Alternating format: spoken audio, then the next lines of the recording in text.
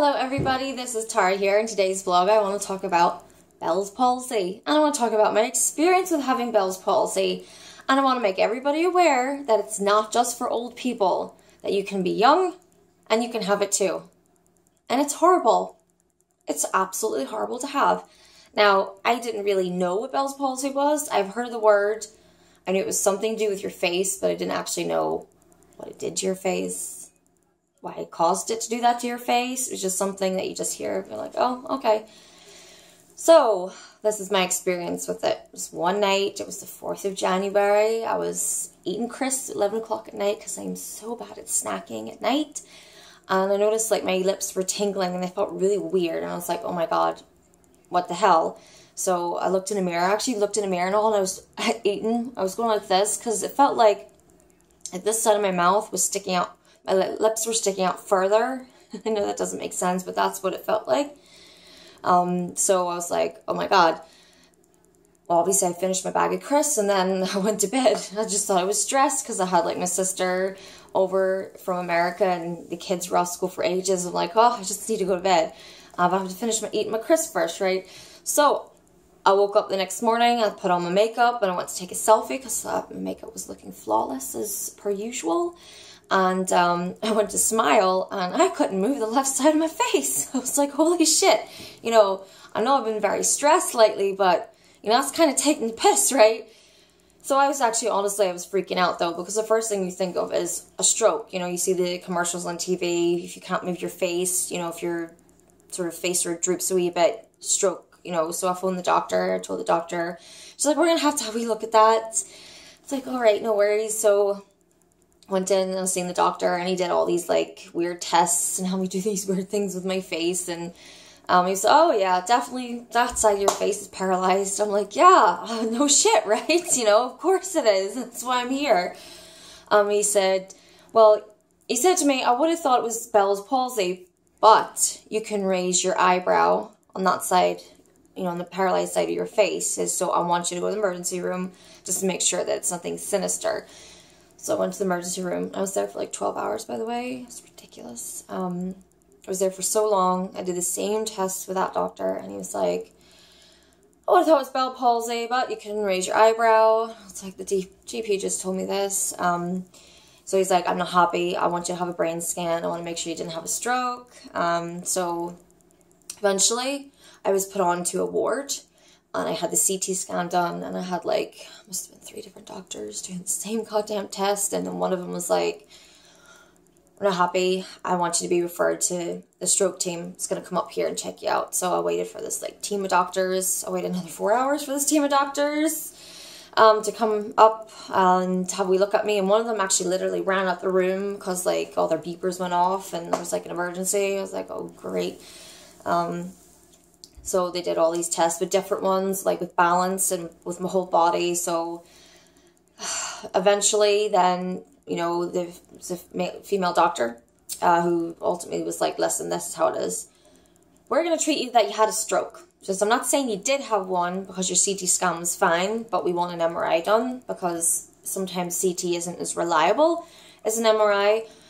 But it'd be more dangerous to not treat you for a stroke in case you had one, than if it was just Bell's Palsy. Just because you can move your eyebrows, just that's not atypical. Usually stroke is just the lower half.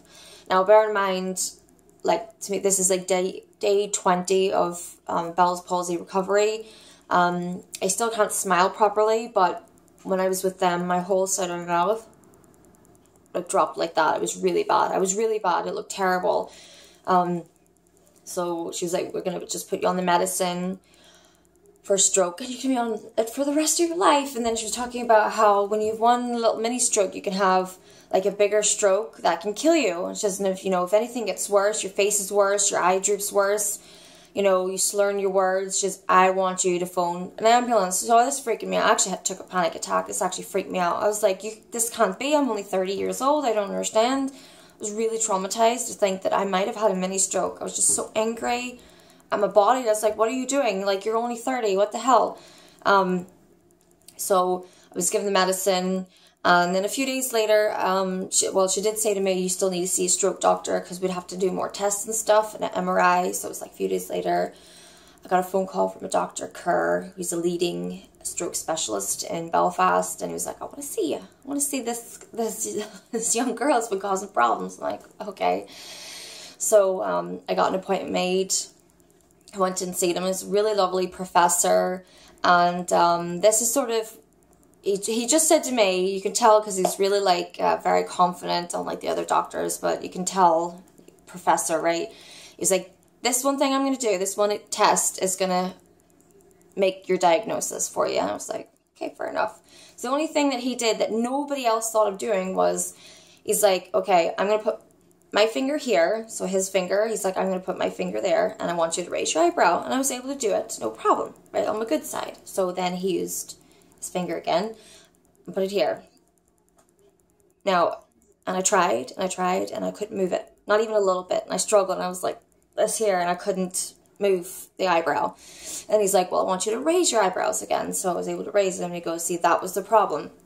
Because you could raise your eyebrows, that's where they thought you had a stroke. He says, but because I'm an old boy, I know, he says, I have plenty more tricks underneath my sleeve. He says, because of that one, test, that shows me it's Bell's palsy. So I was like, oh my God, okay, thank God, better than having a stroke, right? But it's still, a condition. Once you get it once, you have it forever. It's a virus and it makes you really feel lousy and not well at all.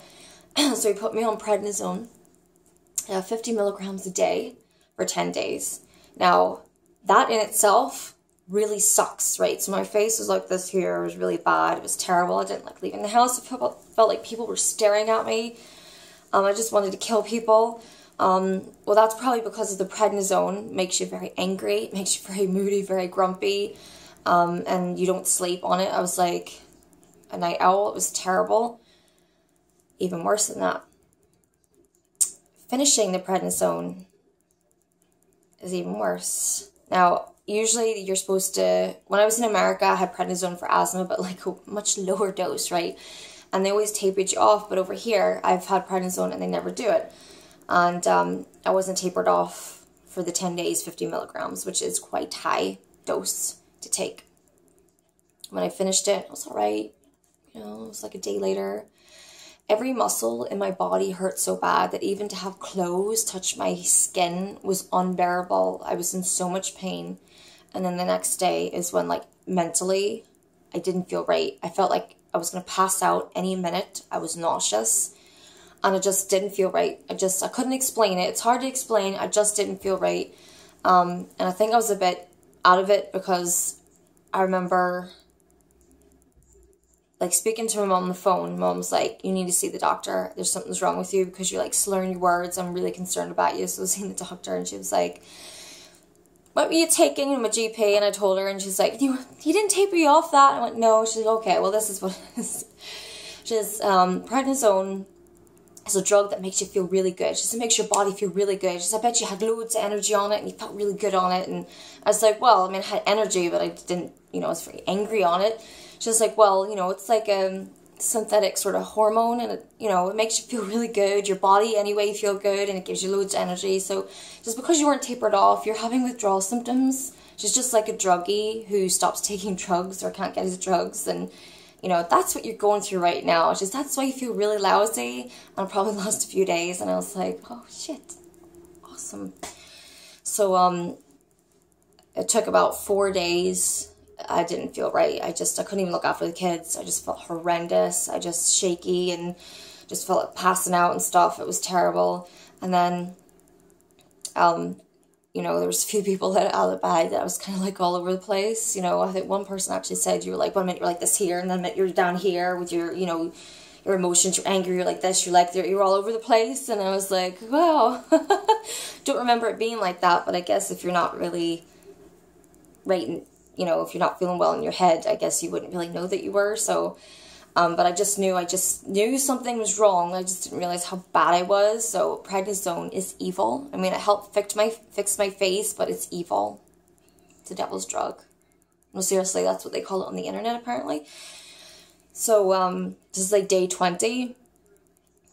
My face isn't 100% better, and I don't know if it ever will be, because apparently sometimes it doesn't be 100% better.